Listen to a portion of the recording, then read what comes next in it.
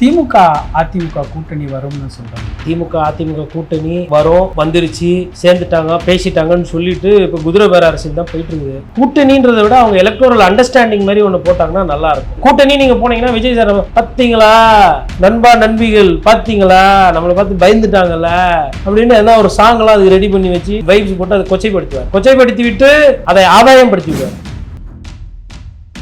திருச்சி அது வந்து செயற்கையாக வந்த தேர்தலில் அது இயற்கையாக தான் வருது. ஸோ அந்த இடத்துல இப்போ திமுக நிற்குதுன்னா அங்கே ரெட்டலில் போட்டி போட வேணாம். அதிமுக அங்கே நிற்குதுன்னா நாங்கள் அங்கே போட்டி போடல அப்படின்னாவே திமுக ஆதரவு கட்சிக்காரர்கள் இல்லை திமுக தொண்டர்கள் வந்து ரெட்டலைக்கு ஃபார் சேஞ்ச் ஓட்டு போடுவாங்க. அதே மாதிரி அதிமுகவோட தொண்டர்கள் ஒரு சில இடத்துல திமுகவுக்கு வேணும்னா ஃபார் சேஞ்ச் ஓட்டு போடுவாங்க. தொண்டர்கள் கிட்ட அந்த மனநிலை வந்துருச்சு. அதிமுக தலைவர் எடப்பாடி பழனிசாமி என்ன சொன்னார்னா, சேர்ந்துட்டாங்கல்ல தொண்டர்கள், புள்ளையார் சுழி போட்டுட்டாங்கல்ல தொண்டர்கள் சேர்ந்தாங்க, ஆனா தலைவர் சேரல. தலைவர் என்ன பண்ணாரு, நாம கட்டி போட்டு திருநெல்வேலி அல்வா குதிரை ஏமாத்திட்டு போயிட்டாரு. சிபிஎம் சிபிஐ தலைவர் வீட்டுக்கு கூட போய் கதவு தட்டுங்க, சார் குதிரை பேர அரசியல் பண்றாங்க சார், ஜனநாயகம் நாசமா போகுது, அவங்களே வந்து ராஜினாமா பண்ணி அவங்களே திருப்பி வேற சின்னத்துல மாறி மாறி நின்னா அப்ப என்ன சார் இது?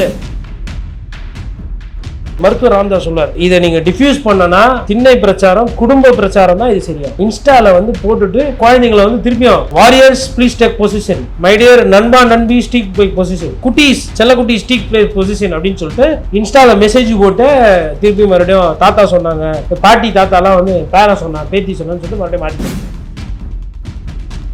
இப்போ எடப்பாடி பழனிசாமி அந்த எம்எல்ஏ களவாடுறது, களவாணி, கூட்டு களவாணி, அதெல்லாம் விஜய் தான் அப்படிங்கிற மாதிரி ஒரு கருத்தை முன்வைக்கிறார். பாசிச பாஜக பெற்றெடுத்த குழந்தைன்னு சொல்லிட்டு இப்ப இன்னைக்கு போய் அங்க சேர்ந்திருக்கிறாரு. யாரு? அண்ணன் திருமாவளவன். கல்லாப்பட்டி கூட்டணி அப்படின்னு சொல்லி இந்த கூட்டணியில இருந்தவங்க எல்லாம் கிண்டல் பண்ணாரு, கேவலப்படுத்தினாரு ஐயா விஜய். இன்னைக்கு ஐயா காதர் மொய்தீன் போன்ற மிகப்பெரிய தலைவர்கள்லாம் அங்க போய் சேர்ந்துருக்கிறாங்க. ஐயோமெல்லாம் இந்த தேர்தலில் திமுக சீட்டு கொடுக்கலன்னா அந்த கட்சியை தமிழ்நாட்டில இருந்து மறந்துருப்பாங்க. திமுக தோத்தவனா டசனா பேசுறீங்க. திமுக எதிர்த்து சூழ்நிலை அரசியல், சந்தர்ப்பவாத அரசியல். பிஎம்கே கூட தாவேகா போகலாம். நிரந்தர நண்பர்கள்னா நிரந்தர அரசியல் எதுவுமே இல்லை, யார் வேணா போவாங்க.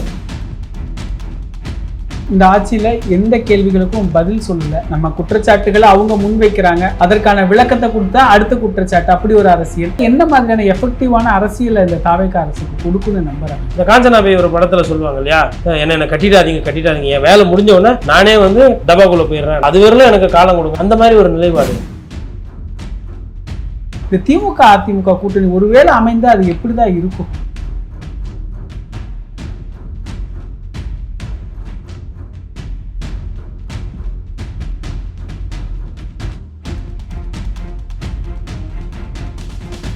நேயர்களுக்கு வணக்கம். இன்று நம்மிடையே மூத்த பத்திரிகையாளர் திரு கோட்டீஸ்வரன் அவர்கள் இணைந்துள்ளார். சார் வணக்கம். சார் வணக்கம். நேயர்களுக்கு அன்பு வணக்கம். திமுக அதிமுக கூட்டணி வரும்னு சொல்றாங்களா சார்?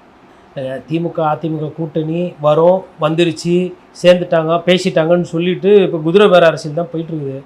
இன்றைக்கி தேதியில் இப்போ இமீடியட்டாக தேர்தல் எங்கேயும் இல்லை, கண்ணுக்கு எதுக்கலாம். ஒருவேளை வந்து கூட்டணின்றதை விட அவங்க எலக்டோரல் அண்டர்ஸ்டாண்டிங் மாதிரி ஒன்று போட்டாங்கன்னா நல்லாயிருக்கும். கூட்டணி போட வேண்டிய அவசியம் கிடையாது. திமுக ஒரு இடத்துல நிற்கிது, உதாரணத்துக்கு திருச்சி, அது வந்து செயற்கையாக வந்த தேர்தலில் அது இயற்கையாக தான் வருது. ஏன்னா முதலமைச்சர் 2 தொகுதியில் ரெப்ரசன்ட் பண்ண முடியாதனால ராஜினாமா. ஸோ அந்த இடத்துல இப்போ திமுக நிற்குதுன்னா அங்கே ரெட்டலில் போட்டி போட வேணாம். அதிமுக கிட்ட இருந்து சீட்டு வந்து குதிரை பேர அரசியலால் பாதிக்கப்படுது, இல்லை அவங்க போய் தாவே கேட்சாங்கன்னா அந்த இடத்துல வந்து திமுக சொல்லலாம், இது வந்து இயற்கையான ஒரு தேர்தல் கிடையாது, இது வந்து ஜனநாயகத்தில் ஒரு அசிங்கம். எங்கள் மீது குற்றச்சாட்டு சொன்னாங்க, நாங்கள் வந்து குதிரை பேர அரசியல் பண்ணோன்னு. எங்கள் குதிரை பேர அரசியலால் சட்டமன்றத்தில் வேகன்சி வந்திருக்கு, இதுக்கு நாங்கள் காரணமாக அதிமுகவை கேளுங்க. அதிமுக அங்கே நிற்கிதுன்னா நாங்கள் அங்கே போட்டி போடல அப்படின்னாவே திமுக ஆதரவு கட்சிக்காரர்கள் இல்லை திமுக தொண்டர்கள் வந்து ரெட்டலைக்கு ஃபார் சேஞ்ச் ஓட்டு போடுவாங்க. அதே மாதிரி அதிமுகவோட தொண்டர்கள் ஒரு சில இடத்துல திமுகவுக்கு வேணும்னா ஃபார் சேஞ்ச் ஓட்டு போடுவாங்க. தொண்டர்கள் கிட்ட அந்த மனநிலை வந்துருச்சு. அதனால் தலைவர்கள் சேர வேண்டிய அவசியமே கிடையாது. அதனால் இதே வந்து அதிமுக தலைவர் எடப்பாடி பழனிசாமி என்ன சொன்னார்னா, சேர்ந்துட்டாங்கல்ல தொண்டர்கள், புள்ளையார் சுழி போட்டுட்டாங்கல்ல, கொடி அசையுது, கொடி பறக்குது சொல்லி தொண்டர்கள் சேர்ந்தாங்க, ஆனால் தலைவர் சேரல. தலைவர் என்ன பண்ணார், நாம கட்டி போட்டு திருநெல்வேலி அல்வா குதிரை ஏமாத்திட்டு போயிட்டார். அதனால் தலைவர்கள்லாம் சேரணும்னு கிடையாது. இந்த செய்தி அம்பாசமுத்திரமா நாம் தமிழர் கட்சி சீமான் நிற்கிறாரு, பொது வேட்பாளர். திமுக பிடிக்குமா, எங்கே போடு, விவசாயியில் போடு. அதிமுக பிடிக்குமா, அதிமுக அழியக்கூடாதா, விவசாயியில் போடு. நாம் தமிழர் கட்சி அங்கேயே நிற்கிது. போய் மரியாதை நிமித்தமாக கேளுங்க, ஒன்றும் தப்பு கிடையாது. கூட்டணி இல்லை, இந்த தொகுதியில் எங்களுக்கு ஆதரவு கொடுங்க. எங்கள் அண்ணன் நிற்கிறாரு, அவர் ரொம்ப பில்டப் பண்ணுவார், அவர் வரமாட்டார். அவர் ஆதரவாக அடுத்த கட்ட தலைவர்லாம் இருப்பீங்க இல்லையா, போங்க போய் கேளுங்க, தப்பு கிடையாது. சிபிஎம் சிபிஐ தலைவர் வீட்டுக்கு கூட போய் கதவு தட்டுங்க. சார் குதிரை பேர அரசியல் பண்ணுறாங்க சார், ஜனநாயகம் நாசமாக போகுது, அவங்களே வந்து ராஜினாமா பண்ணி அவங்களே திருப்பி வேறு சின்னத்தில் மாறி மாறி நின்னா அப்போ என்ன சார் இது? நீங்கள் தனியாக போடலைன்னா பரவாயில்ல, எங்களுக்கு அந்த இடத்துல ஆதரவு கொடுங்க. நீங்கள் வேட்பாளர் போட்டிங்கன்னா பரவாயில்ல, நீங்கள் போடலைன்னா எங்களுக்கு ஆதரவு கொடுத்துட்டு போங்க. நீங்கள் எங்கள் கூட கூட்டணி சொல்ல வேணாம், எங்கள் கூட வர வேணாம், ஆதரவுன்னு ஒரு வார்த்தை சொல்லுங்கள், மிச்சத்தை நாங்கள் பார்த்துக்கிறோம். ஒரு தொகுதியில் கம்யூனிஸ்ட் வீடு எத்தனை தெரியும்ல, வீடு வீடாக போய் ஓட்டு கேளுங்க. அது பண்ணாவே போதும். கூட்டணின்றதுலாம் தேவையில்லை. கூட்டணி நீங்கள் போனீங்கன்னா விஜய் சார் பார்த்தீங்களா, நண்பா நண்பிகள் பார்த்தீங்களா, நம்மளை பார்த்து பயந்துட்டாங்கல்ல அப்படின்னு எதனா ஒரு சாங்கெலாம் அதுக்கு ரெடி பண்ணி வச்சு வைப்ஸ் போட்டு அதை கொச்சைப்படுத்துவார். கொச்சைப்படுத்தி விட்டு அதை ஆதாயம் படுத்தி விடுவார். அவருக்கு உங்கள் எல்லாரை விட வசீகரம் ஜாஸ்தி.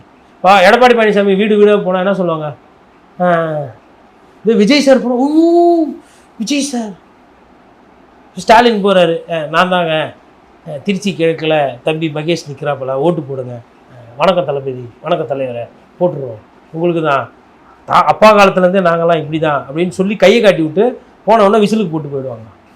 இதே விஜய் சார் திருச்சி கிழக்கில் போனால், sir Joseph Vijay sir, me Ebenezer, me Justin Manikandan, me என் ஒய்ஃபை வந்து பிரசில்லா ஜெபராஜ், எல்லாரும் உங்களுக்கு தான் போடுறோம், அது இப்படி விட்டுருவோம். அப்படி பேசுவாங்க, கட்டி பிடிச்சிக்குவாங்க, செல்ஃபி எடுப்பாங்க, செல்ஃபி புள்ள போட்டு டான்ஸ்லாம் ஆடுவாங்க. ஜனங்களை வந்து ரொம்ப குறைச்சி மதிப்பிடவே கூடாது. இதுக்கப்புறம் வந்து ஃபஸ்ட்டு அதிமுக குடும்பம் எது, அதிமுக கட்சிக்காரங்க எது, திமுக குடும்பம் எது, திமுக கட்சி ஓட்டு எது, அதை ஜீரோயின் பண்ணி ஐடென்டிஃபை பண்ணி, சேலத்துலையா இல்லை கோயம்புத்தூர்லேயும் தெரியல, திருப்பூரான்னு தெரியல, ஏதோ ஒரு இடத்துல அதிமுக மாவட்ட செயலர் ஒருத்தர் பேசியிருப்பார். ஃபஸ்ட்டு கட்சி ஓட்டு எதுன்னு தெரிஞ்சு ஐடென்டிஃபை பண்ணி ஃபஸ்ட்டு அந்த ஓட்டை பேசும், வீட்டில் பேசும். அந்த மாதிரி ஒரு திண்ணை பிரச்சாரம் வீடு வீடு, அதாவது ஐயா அன்புமணி மருத்துவர் ராமதாஸ் சொல்வார், இதை நீங்கள் டிஃப்யூஸ் பண்ணனா திண்ணை பிரச்சாரம் குடும்ப பிரச்சாரம் தான் இது சரியாகும். இல்லைன்னா இன்ஸ்டாவில் வந்து போட்டுட்டு திருப்பியும் மறுபடியும் குழந்தைங்களை வந்து திருப்பியும் warriors please take position, my dear நண்பா நண்பி ஸ்டீக் பை பொசிஷன், குட்டீஸ் செல்லக்குட்டி ஸ்டீக் பிளே பொசிஷன் அப்படின்னு சொல்லிட்டு இன்ஸ்டாவில் மெசேஜ் போட்டு திருப்பி மறுபடியும் தாத்தா சொன்னாங்க, பாட்டி தாத்தாலாம் வந்து பேரன் சொன்னான், பேத்தி சொன்னான்னு சொல்லிட்டு மறுபடியும் மாற்றி போட்டுருக்காங்க. இது வந்து ஒரு மோசமான ஒரு எடுத்துக்காட்டு. கூட்டணி வைக்க வேண்டியதில்லை, அவங்க ஒரு அண்டர்ஸ்டாண்டிங்கு போனாங்க. இப்போ எடப்பாடி பழனிசாமி அந்த எம்எல்ஏ களவாடுறது, களவாணி, கூட்டு களவாணி, அதெல்லாம் விஜய் தான் அப்படிங்கிற மாதிரி ஒரு கருத்தை முன்வைக்கிறார். அந்த திமுக நிலைப்பாட்டில் அவர் இல்லை, அதிமுக வந்து திமுக தீய சக்தி அப்படிங்கிற நிலைப்பாட்டில் தான் உப்பு இருக்குதுன்னு ஒரு பதில் சொல்கிறாரு. ஆனால் அந்த இரண்டாம் கட்ட தலைவர்கள் அனிதா ராதாகிருஷ்ணன் ஆகட்டும், ஆர்பி உதயகுமார், ராஜேந்திர பாலாஜி அவர் சமீபத்தில் சொன்ன கருத்து, ஸ்டாலினுக்கு கோவம் வந்தா, இதெல்லாம் ஒரு இணக்கமான ஒரு நிலையை வெளிப்படுத்துது இல்லை? அது இல்லைங்க, இணக்கன்றதை விட சூழ்நிலைங்க. இப்போ பாசிச பாஜக பெற்றெடுத்த குழந்தைன்னு சொல்லிட்டு இப்போ இன்றைக்கி போய் அங்கே சேர்ந்துருக்கிறாரு யார், அண்ணன் திருமாவளவன். கல்லாப்பெட்டி கூட்டணி அப்படின்னு சொல்லி இந்த கூட்டணியில் இருந்தவங்களெல்லாம் கிண்டல் பண்ணார், கேவலப்படுத்தினார் ஐயா விஜய். இன்றைக்கி ஐயா காதர் மொய்தீன் போன்ற மிகப்பெரிய தலைவர்கள்லாம் அங்கே போய் சேர்ந்துருக்கிறாங்க. ஐயோமெல்லாம் இந்த தேர்தலில் திமுக சீட்டு கொடுக்கலன்னா அந்த கட்சியை தமிழ்நாட்டிலேருந்து மறந்துருப்பாங்க. இப்போ திமுக கஷ்டப்பட்டு எல்லாம் பண்ணி ஜெயிக்க வச்சு பண்ணதுக்கப்புறம் அவர் போய் அங்கே சேர்ந்துட்டு விஜய் நல்லா பண்ணுறாரு, என்ன நல்லா பண்ணுறாரு, ஒரு மாதத்தில் என்ன நல்லா பண்ணிட்டாரு, ஒரு மாதத்தில் நான் 1500 எக்ஸ்ட்ரா 500 கொடுத்தாங்களா, இல்லை 2500 கொடுத்தாங்களா, இல்லை ஒரு மாதத்துலேருந்து பிறந்தவொடனே குழந்தைங்களாம் மோதிரம் போட்டு விட்டாங்களா, இல்லை 6 சிலிண்டரு வாரம் ஒரு சிலிண்டர் வந்து வீட்டில் அடுக்கி வச்சிட்டாங்களா, இல்லை 200 யூனிட் கரண்ட்டு ஃப்ரீ எல்லாருக்கும் ஃப்ரீ அப்படி எதுனா கொடுத்தாங்களா 500 யூனிட்டுக்குன்னு, என்ன அப்படி நல்லா பண்ணுறாரு. அவங்க பத்திரிகையாளர் இப்போ சந்திக்கிறதுலன்னு நினைக்கிறேன் சமீபமாக ஐயோமல். ஏன் நீங்கள் தான் வாரம் பாராட்டி பேசுவீங்களா, ஏன் பேச வேண்டியதானே? அப்புறம் ஐயா வைகோ கூட்டணி கட்சிகளையும் அப்படி கேவலமாக நடத்துனாங்க. எப்படி கேவலத்தை 4 வருஷம் 5 வருஷம் ரசிப்பீங்களா நீங்கள்? சுயமரியாதை இருந்து தான் நான் இருந்தேன், எதுக்கு சுயமரியாதை இழந்து இருக்கணும்? யார் இதுக்கு சொன்னது? என்ன நீங்கள் குழந்தையா, இல்லை உங்களை கதவு தாப்பால் போட்டு யாருன்னா வச்சுக்கினாங்களா, பத்திரமா பூட்டி வச்சுட்டாங்களா? இப்போ எல்லாம் திமுக தோத்தவொன்னா டசனாக பேசுகிறீங்க. திமுகவை எதிர்த்து கூட்டணியில் இருந்தவங்க மக்கள் சார்ந்த பிரச்சனை கூட பேசலையே. வேங்கை வயலுக்கு பேசலை, அஜித் அடித்து சாவப்பட்டப்போ பேசலை, குதிரை ஓட்டுறவன ஒருத்தனை கூட்டின்னு போய் போலீஸ் அடின்னு அடித்து சாவ வச்சாங்க அப்போ பேசலை. ஆனால் பென்னிக்ஸ் ஜெரால்டுக்கு ஒண்டி, தூத்துக்குடி துப்பாக்கி சூடுக்கு ஒண்டி அப்போ திமுக கூட்டின்னு இருந்தோம் வக்கனையாக பேசுனீங்க. கள்ளக்குறிச்சி சாராய சாவுக்கு நீங்களாம் என்ன பேசுனீங்க? அப்போ கூட்டணியில் இருந்தால் அமுக்கமாக குவைட்டாக இருக்க தெரியுது. ஆனால் அந்த விஷயத்தில் அவரோட நேர்மையை பாராட்டுன்னு அவர் சொல்லிட்டார். கூட்டணி முடிஞ்சதுக்கப்புறம் தான் நான் அதை பற்றி பேசுவேன்ட்டார். அப்போ இப்போ தாவேகா பண்ணக்கூடிய தப்புகள்லாம் 2031 அப்புறம் பேசுவாங்க வைகோ.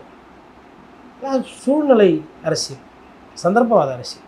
அப்படி அவங்கெல்லாம் சேரும்போது இப்போ இவங்க சேர்ந்தா என்ன தப்பு? இப்போ பாட்டாளி மக்கள் கட்சிக்கும் விடுதலை சிறுத்தைக்கும் ஆகாது. விசிகா இருக்கிற இடத்துல பாமக சேராது. விசிகா தாவேகானா பாமக எங்கே இருக்கணும்? ஏதோ ஒரு திராவிட கட்சி தான், ஒன்று அதிமுக இல்லை திமுக. இப்போ அதிமுகவோட இருக்குது. ஒரு எலக்டோரல் அண்டர்ஸ்டாண்டிங் காமன். அதுதான் அன்புமணி ராமதாஸ் சொல்லிட்டாரு, பொது வேட்பாளர் போடுங்கன்ட்டாரு. அப்புறம் என்ன? அப்போ அந்த புரிதல் இருக்குல்ல. ஆனால் டேட்டு பாராச்சு கொஞ்சம் கொஞ்சமாக டிலே ஆயிடுச்சுன்னா சொல்ல முடியாது. பிஎம்கே கூட தாவேகா போகலாம். நிரந்தர நண்பர்களும் நிரந்தர அரசியல் எதிரியும் இல்லை, யார் வேணால் போவாங்க. அதனால் நம்ம அதெல்லாம் சொல்லலாம். இன்றைக்கி தேதியில் இது ஒரு நல்ல அரசியலாக என் பார்வைக்கு தெரியல, அவ்வளோதான். இப்போ தினகரன் கூட சொன்னார்ல சார், இது ஒரு 35% ஓட்டு இருக்குது, அதை எடுக்கிறதுக்கு, அதை மட்டுப்படுத்துறதுக்கு, இல்லை அதை ஜெயிக்கிறதுக்கு ஒரு அரசியல் வியூகத்தை வகுத்து தான் ஆகணும், கிரவுண்ட் லெவலில் அதை நம்ம சரி பண்ணணும் அப்படிங்கிற மாதிரி. இப்போ இந்த திமுக அதிமுக கூட்டணி ஒருவேளை அமைந்தால் அது எப்படி தான் இருக்கும்? இல்லைங்க, அது எப்படி பேன் அவுட் ஆகுதுன்னு பார்க்கணும். அந்த கட்சி தொண்டர்கள் கிட்ட இருக்குது. இப்போ இந்த வாட்டி இதுக்கப்புறம்லாம் வந்து இந்த ஓட்டுக்கு காசு கொடுத்து அப்படியெல்லாம் பணத்தெல்லாம் விரயமாக்குறதுன்றது எனக்கு தெரிஞ்சு அது வந்து புத்திசாலித்தனமான விஷயமா இருக்காது. இப்போ திமுகவும் வேட்பாளர் போட்டு அதிமுகவும் வேட்பாளர் அதுக்கு கோடிக்கணக்கில் செலவு பண்ணி அதுக்கப்புறம் தோக்கிறதுக்கு, ஏன்னா நீங்கள் திருப்பி மட்டும் ரெட்டலை ஓட்டு ரெட்டலைக்கு போவோம், உதயசூரியன் ஓட்டு உதயசூரியனுக்கு போவோம். இது ரெண்டும் போகும்போது விசில் வந்து இன்றைக்கி வந்து அவங்க வந்து இன்றைக்கி ஓட்டுக்கு செலவு பண்ணுறதுக்கு கூட தயாராக இருக்கலாம். ஏன்னா இப்போ விஜயபாஸ்கர் சார்ஸ்லாம் அங்கே போயிருக்கிறாங்க, அவங்களுக்கு எப்படி பண்ணணும்லாம் தெரியும், பிளான்லாம் தெரியும். அநேகமாக ஐயா எஸ்பி வேலுமணியும் போய் சீக்கிரமாக சேர்கிறதுக்கு வாய்ப்பு இருக்கும். அந்த மாதிரி சேரும்போது அதெல்லாம் வந்து எப்படி பண்ணணுன்றது தெரியும். அந்த அரசியல் அவங்க பண்ணும்போது ஆளாளுக்கு வேட்பாளர் போட்டால் அடிபட்டு போயிடும். அப்போது இன்னொன்று ஜனங்க எப்பயுமே என்னென்னா, அது இடைத்தேர்தலாம் ரூலிங் பார்ட்டி தானே ஜெயிக்கணும் அப்படின்னு, அது ஜெயிக்குதோ இல்லை இவங்களே எல்லாம் பாராட்டி பேச ஆரம்பிச்சிடும். அதனால் அந்த டிடிவி தினகரன் அவர் சொல்கிற மாதிரி ஒரு சில புரிதல், ஒரு சில கணக்குகள் அங்கே கீழ் லெவலில் அதை ஒர்க் அவுட் பண்ணால் தான் செட் ஆகும். பாஜக இது வரைக்கும் அமைதியாக இருக்குது, என்ன திட்டத்தில் இருக்குது, என்ன மாதிரி தமிழ்நாட்டை அணுகுதுன்னு ஒரு கேள்வியை வச்சுக்கிட்டே இருக்கிறாங்க சார். இது வரைக்கும் எந்த விதமான அரசியல் நிலைப்பாடும் பாஜக தரப்புலேருந்து எடுத்த மாதிரி தெரியலையே. அதுக்கு பேர் வந்து வெயிட் அண்ட் சி. அதாவது எப்படின்னா, அவங்க தப்பு பண்ணோன்னா பார்த்துக்கலாம்.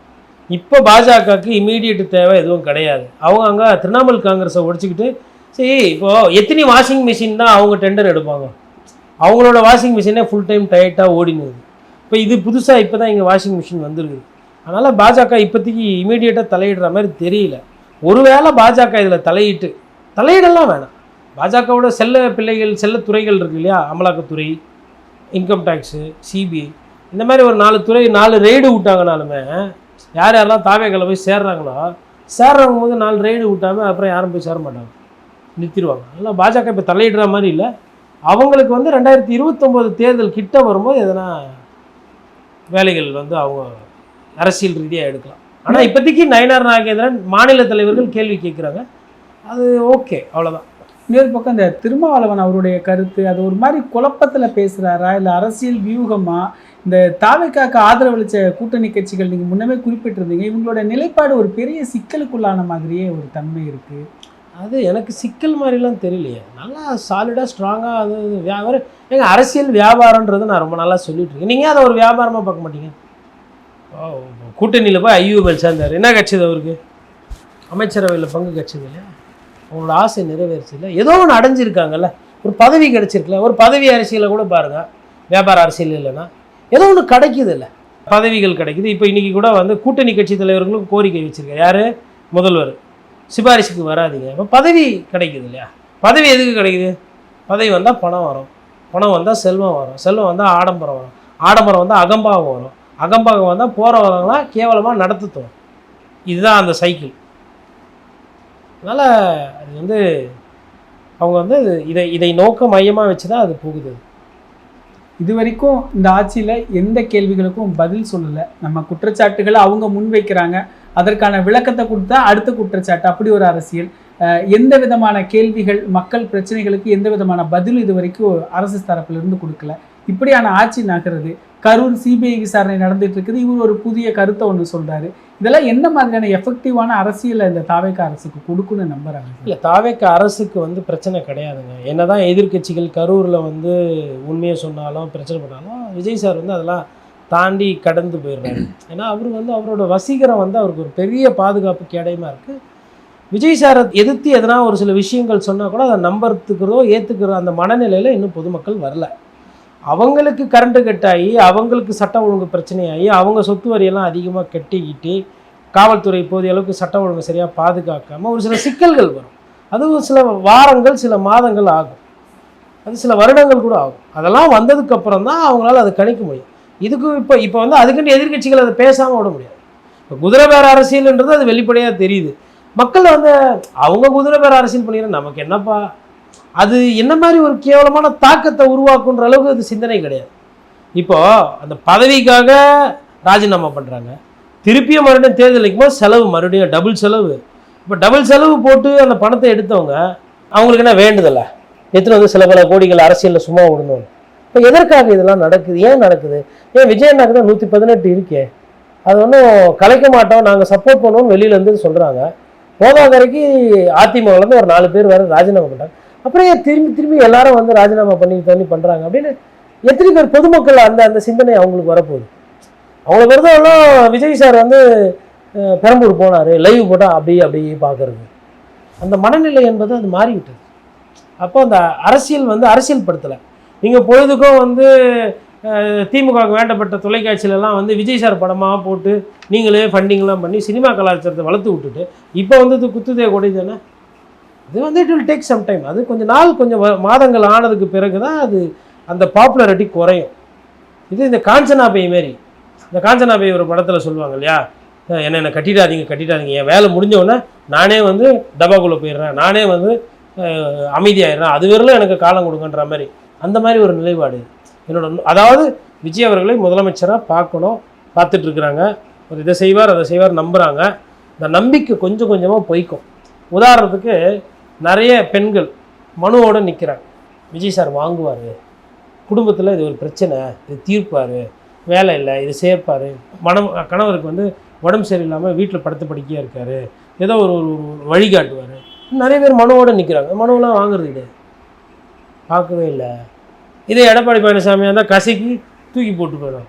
எல்லாம் ஒரு ஆள் காலிலேருந்து நிற்கிறோம்ப்பா, மனு கூட வாங்க போட்டார்ப்பா. இதே ஸ்டாலின் தான் வந்துட்டார், இவர் ஸ்டாலின் தான் வராரு, விடியல் தர போகிறாரு. எங்கே தந்தார் விடியல்? ஒன்றும் இல்லை. இதுக்கு காலையிலேருந்து நிற்கிறோம். இவரெலாம் வந்து ஜெயிச்சு வந்து என்ன பண்ண போகிறாரு கேட்பாங்க. ஆனால் விஜய் சர்மா அழகாக இருக்கார், இப்போ தான் பாட்டு பாடிக்கிட்டே போனாங்க, ரொம்ப சந்தோஷமாக இருக்குது. சரி நீங்கள் எதுக்கு நீங்களாங்க வேலை இல்லை, சரி வேலை இல்லை மனு கூட அல்ல, அது வாங்கலை விஜயனா வாங்கலை அதனால் என்ன, அப்படி ஒரு மனநிலை. அது போக தான் தெரியும். இப்போ இடைத்தேர்தல் அது நடக்குமா நடக்காதான்னு ஒரு கேள்வி இருக்குது. விஜய் கூட கரூரில் இடைத்தேர்தல் பிரச்சாரம் குறித்து பேசி அந்த இடைத்தேர்தலுடைய பிரச்சாரத்தை தொடங்கி வைக்கிறாரு. திமுக அதிமுக கூட்டணி வரும்னு முன்பே கணிக்கிறாரு. எப்படி போகும் சார் இந்த அரசியல் போக்கு? இல்லை, அரசியல் போக்கு வந்து இப்போதைக்கு தற்போது தாவேக்காக்கு சார்பாக தான் போகும், தாவேக்காக்கு பலப்படுத்துகிற மாதிரி தான் போய் கொண்டு இருக்குது. அந்த ட்ரஜெக்ஷன் வந்து இமீடியட்டாக மாறாது. ஏன்னா இது வந்து ஒரு 30-40 வருஷம் இருந்த திராவிட கட்சிகள் மேலே இருந்த கோபம், அவங்க பண்ண ஊழல், அவங்க பண்ண குடும்ப அரசியல், அவங்க பண்ண அந்த மடைமாற்று அரசியல், அதெல்லாம் அதில் அடங்கியிருக்கு.